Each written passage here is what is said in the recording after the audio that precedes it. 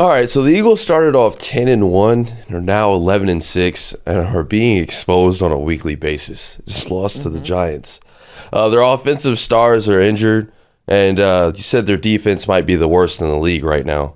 In what world should they be favored against your boy Baker Mayfield by 3 points?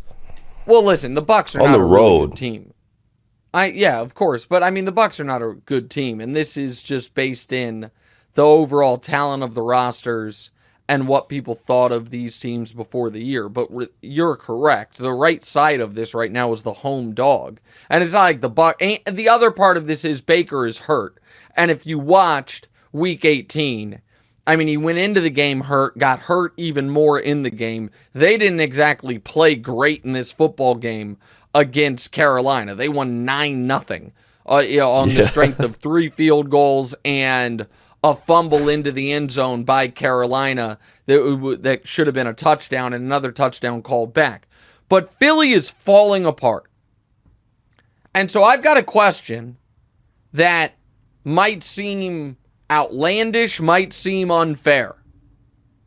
Are we sure Nick Sirianni's the coach there next year? Because I'm not. I was just about to say, man, like what's going on? He was just in the Super Bowl last year. I don't understand why everybody's like, he's about to lose his job. He's losing the locker room. What's happened over the last 8-9 months? I'm confused. Okay. All right. So let's just keep in mind the Eagles' historic trigger on coaches. So Andy Reid was there 14 years. They went to a Super Bowl. They went to 5 NFC title games. They had, I think, 9 double-digit win seasons, 10 Super Bowls, okay? He had 1 down year going 4-12, and they fired him. You can say 2 down years because the year before they were 8-8, but only 1 truly awful year, and they fired him. Chip Kelly was 10-6 and went to the playoffs. 10-6 again the very next year and missed the playoffs. Started the next year 6-9, and they fired him before the season ended. Doug Peterson, in year 2, won the Super Bowl with a backup quarterback. The next year made the playoffs and won a playoff game with a backup quarterback. The next year made the playoffs again. The following year was 4-11, and they fired him. So the idea that Sirianni making the Super Bowl buys him massive time is not what their history is. Now, he's never missed the playoffs. He's never finished below 500.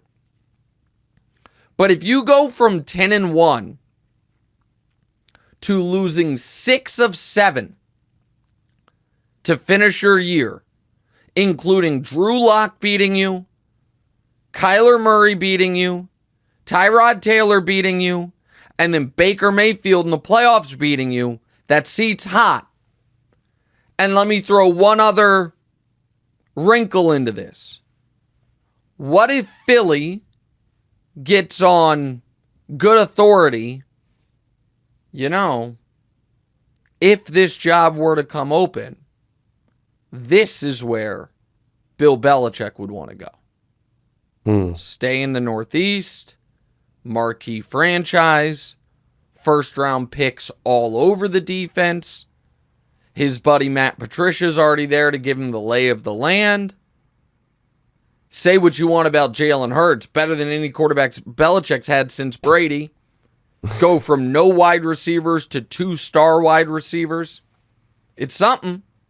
So, Philly right now has these different issues. The obvious issue is, of the 14 playoff teams, they have the worst defense.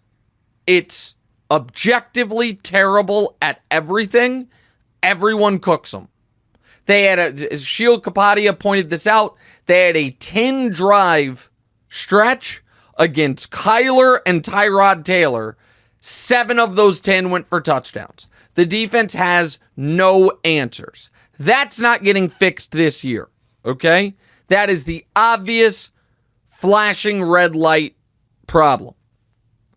The next pretty obvious problem is this coach doesn't know what he's doing right now. Can't switch gears.